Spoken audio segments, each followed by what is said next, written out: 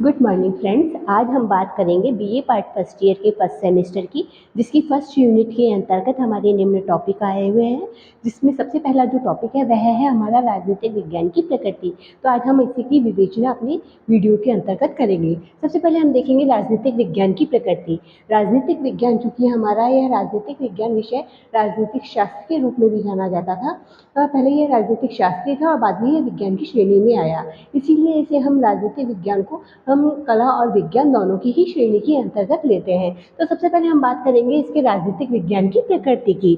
प्रकृति के अंतर्गत राजनीतिक विज्ञान की प्रकृति के संबंध में विद्वानों में काफी मतभेद रहे हैं। 20वीं शताब्दी से लेकर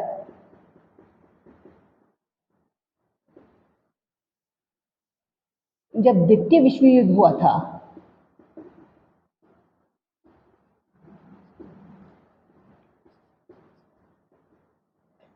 तब व्यवहारवादी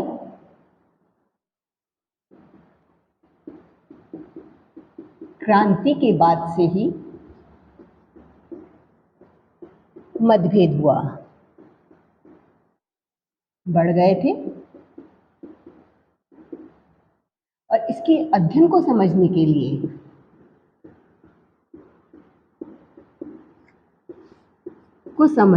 लिए इसे दो भागों में बांटा गया।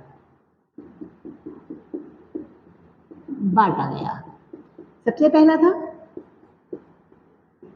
परंपरागत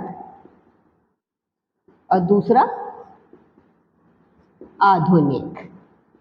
तो जहां हम इसकी प्रकृति की बात करते हैं, परंपरागत दृष्टिकोण के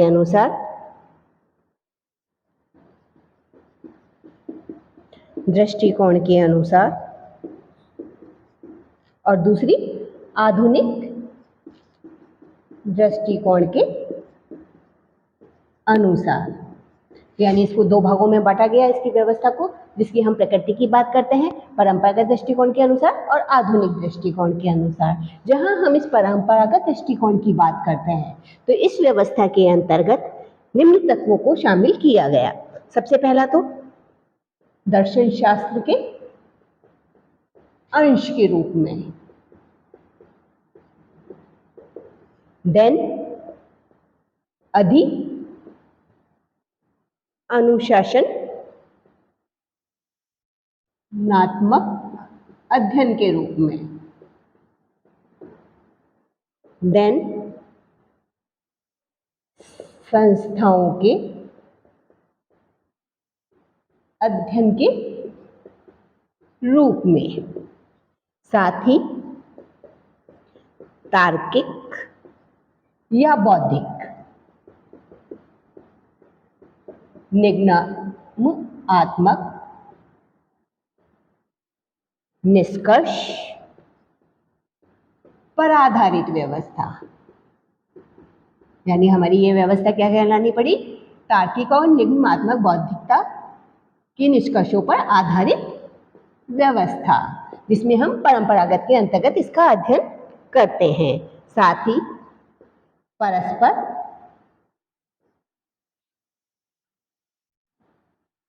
आत्मनिर्भरता, व्यक्ति आत्मनिर्भर होगा तभी कार्यों को संपन्न कर पाएगा। बौद्धिकता, परस्पर संबंधता, यानी हमने इसमें किस किस का अध्ययन किया? संबंधता, आत्मनिष्ठा, निर्भरता, विचारधाराओं का। यानी इस परंपरागत दृष्टिकोण में हमने किसका अध्ययन किया? ये दर्शन शास्त्र के अंश के रूप में जानी जाने लगी, अधि अनुशासनात्मक व्यवस्था के रूप में जानी जाने लगी, साथ ही संस्थाओं की अध्ययन के रूप में इसमें हमारी व्यवस्था को अपनाया, तर्क और बौद्धिकता के आधार पर अपनी पूरी व्यवस्था को अपनाने की कोशिश की, साथ ही परस्पर आत्मनिर्भरता, बौद्धिकता, निष्ठा, विचारधारा, इन सब की व्यवस्था इसके अंतर्गत की जाने लगी। देन परंपरागत राजनीतिक सिद्धांतों की निरंतरता, यानी हमारी इस व्यवस्था के अंतर्गत जो कि राजनीतिक विज्ञान की प्रकृति के रूप में थी। काफ़ी मतभेद चल रहे थे, जिसके कि दो दृष्टिकोणों में विभाजित किया गया। फर्स्ट दृष्टिकोण हमारा परंपरागत दृष्टिकोण, सेकंड दृष्टिकोण हमारा आधुनिक दृष्टिकोण, जिसको कि प्रकृति की दृष्टि से निम्न आधार पर प्रदर्शित किया गया। यह हमारा क्या था? परंपरागत दृष्टिकोण। इसको हमने किस आधार पर प्रतिपादित किया? दर्शन शास्त्र के अंश के रूप में, साथ ही अधिअनुशासनात्मक अध्ययन के रूप में, संस्थाओं के अध्ययन के रूप में, तार्किक और बौद्धिक निगमात्मक व्यवस्था के रूप में। यह निष्कर्ष पर आधारित व्यवस्था है और इसमें आत्मनिर्भरता, बौद्धिकता, परस्पर संबंधता, आत्मनिष्ठता विचारधारा के माध्यम से शासन व्यवस्था को अपनाया गया है। साथ ही परंपरागत राजनीतिक सिद्धांत की यह निरंतरता को गति प्रदान करता है। अब हम बात करेंगे इस व्यवस्था के अंतर्गत, जो कि हमारी आधुनिक व्यवस्था कहलाती है, क्योंकि इसे दो भागों में विभाजित किया गया था, परंपरागत और आधुनिक व्यवस्था। तो परंपरागत के अंतर्गत तो हमने इन सारे तत्वों को शामिल किया ही है, साथ ही आधुनिक व्यवस्था के अंतर्गत अब हमारा दूसरा आधार क्या है? आधुनिक व्यवस्था। इसमें हम क्या देखेंगे? इसकी प्रकृति, जिसमें सबसे पहले आधार किसका आता है? अध्ययन की मुक्तता का, देन अनुभवात्मक, क्योंकि यह अनुभव पर आधारित थी। परंपरा से जो हमने सीखा उसे अनुभव के आधार पर अपने विषय में उतारा। साथ ही वैज्ञानिक प्रकृति का हमने इसमें प्रयोग किया, इसलिए इसमें वैज्ञानिकता का महल रहने लगा। साथ ही विकासशीलता, किसी भी विषय को पढ़ाने के लिए या करने के लिए हमें उसके विकास की ओर बढ़ना ही पड़ता है, इसलिए हमने इसके अंतर्गत किसका अध्ययन किया? विकासशीलता का। साथ ही आत्मसामंजस्य एवं अनेक रूपता का। इसके अंतर्गत हमने पद्धति, विज्ञान, साथ ही मूल्यपरकता, हमने किसका अध्ययन किया? संस्कृति का, प्रकृति का, मूल्यपरकता का, यानी आधुनिक व्यवस्था का जो हमारा अध्ययन है वह किस रूप पर आधारित माना जाता है? हमारे इन तत्वों के आधार पर, जिसमें हम अध्ययन की मुक्तता को देखते हैं, अनुभवात्मकता को देखते हैं, वैज्ञानिक पद्धति पर आधारित व्यवस्था है इसमें किया जाता है, साथ ही विकासशीलता को हम महत्व देते हैं। इसके अंतर्गत आत्मसामंजस्य और एकता की व्यवस्था को हम देखते हैं, इसमें पद्धति और विज्ञान मूल पर व्यवस्था मानी जाती है। साथ ही इसके अंतर्गत शोध एवं सिद्धांत, किसका अध्ययन होता है? शोध और सिद्धांत में घनिष्ठता पाई जाती है। अनुशासन में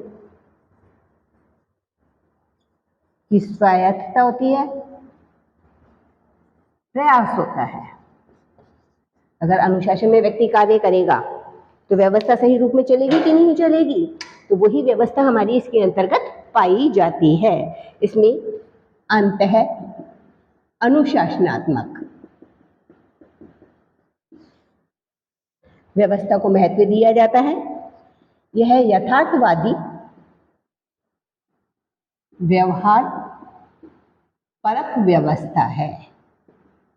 यानी अगर हम कंपैरिजन करें हमारे परंपरागत सिद्धांत और आधुनिक सिद्धांत की प्रकृति का, तो परंपरागत सिद्धांत की प्रकृति के अंतर्गत जहाँ इसे हम दर्शन शास्त्र के अंश के रूप में जानते थे, अधिक अनुशासनात्मक दृष्टिकोण के रूप में इसे हम जानते थे, तार्किकता, बौद्धिकता के रूप में हम जानते थे, जो कि हमारी परंपराओं से लिया गया था। यह आत्मनिष्ठ विचारधारा के रूप में हमारे सामने प्रस्तुत हुई थी। वही हमारी आधुनिक व्यवस्था के अंतर्गत इसकी प्रकृति में वैज्ञानिकता को महत्व दिया जाने लगा।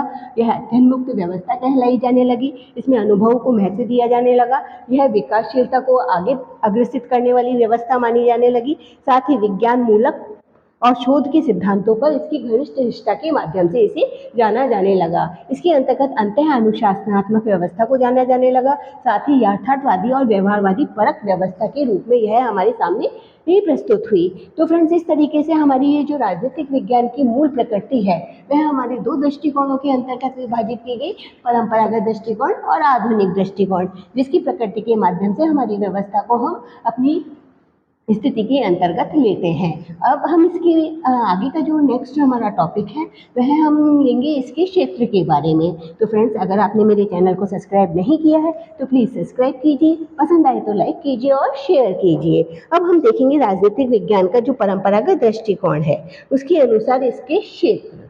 तो हमारा सबसे पहला आधार किसका आएगा राजनीतिक विज्ञान में? परंपरागत दृष्टिकोण। इसकी पहले हमने प्रकृति देखी थी, अब हम क्या देखेंगे? इसके क्षेत्र, इसे किन किन भागों में विभाजित किया गया है। सबसे पहले तो इसके अंतर्गत किसका अध्ययन किया जाता है? मानव का अध्ययन। हमने हमारा परंपरागत दृष्टिकोण देखा था जिसके अंतर्गत हमने 3 तत्वों का अध्ययन की बात कही थी, व्यक्ति, समाज और राज्य। तो इसमें सबसे महत्वपूर्ण तत्व कौन सा माना जाने लगा? मानव, यानी व्यक्ति का अध्ययन। सेकंड, अंतरराष्ट्रीय विधि और संगठन का अध्ययन। इसमें हम किसका अध्ययन करेंगे? हमारे कानूनों का, साथ में सरकार का अध्ययन, क्योंकि हमारी परंपरागत व्यवस्था का जो आधार था वो क्या था? व्यक्ति, सरकार और समाज का अध्ययन। तो इसके अंतर्गत हम सरकार के अध्ययन को महत्व लेते हैं। साथ ही इसके अंतर्गत हम अंतरराष्ट्रीय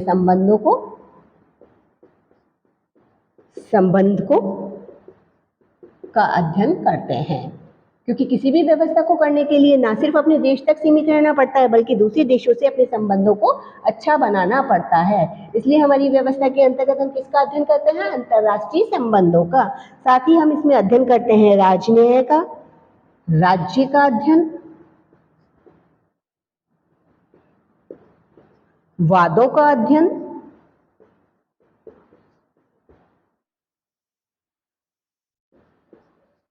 साथ ही अंतरराष्ट्रीय संस्थाएं,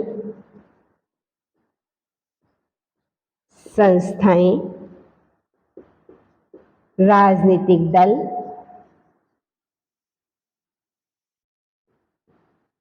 और दबाव समूह। यानी हमारी परंपरागत व्यवस्था में हम किन किन का अध्ययन करते हैं? इन सारी ही व्यवस्थाओं का अध्ययन करते हैं।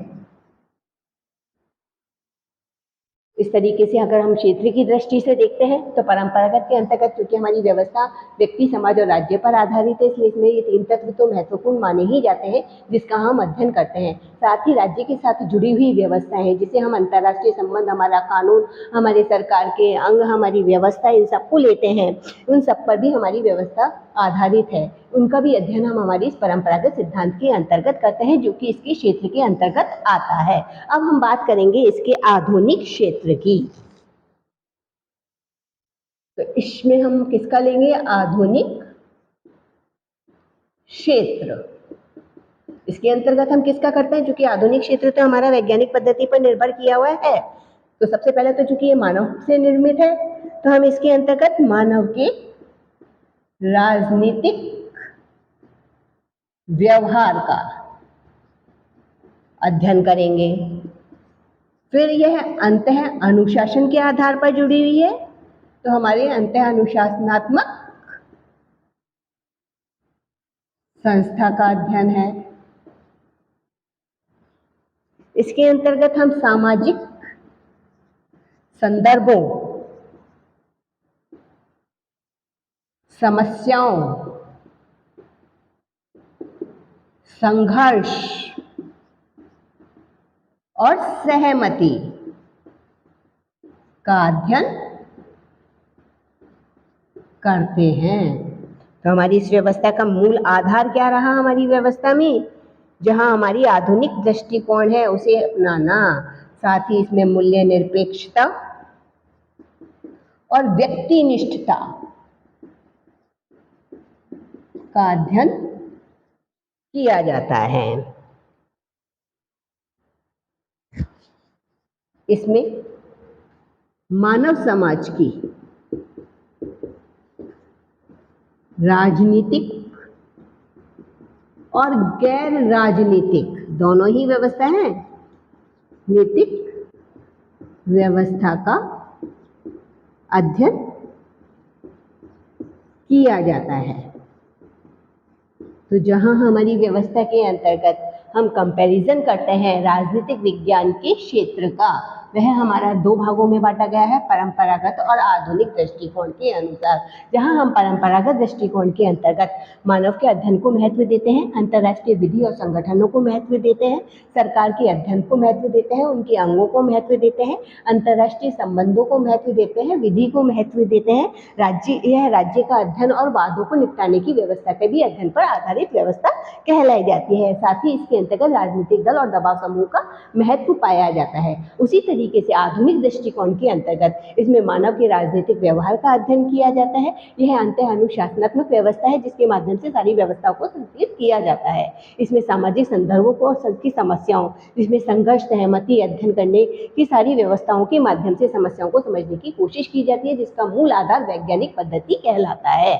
इसमें यह हमारा मूल्य निरपेक्ष व्यक्तिनिष्ठ व्यवस्था है जिसके माध्यम से मानव समाज की राजनीतिक और गैर राजनीतिक व्यवस्था का अध्ययन किया जाता है। तो फ्रेंड्स, इस तरीके से हमारी इस व्यवस्था के अंतर्गत, जो कि हमारे क्षेत्र और प्रकृति के माध्यम से जानी जाती है, यह हमारी दो भागों में विभाजित की गई है, परंपरागत सिद्धांत और आधुनिक सिद्धांत। Thank you so much friends. अगर आपको मेरा चैनल आपने अगर सब्सक्राइब नहीं किया है तो प्लीज़ सब्सक्राइब कीजिए, पसंद आए तो लाइक कीजिए और शेयर कीजिए। इसकी सारी विस्तृतता और डिटेल हम हमारे आगे आने वाले वीडियोज़ में आपके सामने समय समय पर लाते रहेंगे। Thank you so much.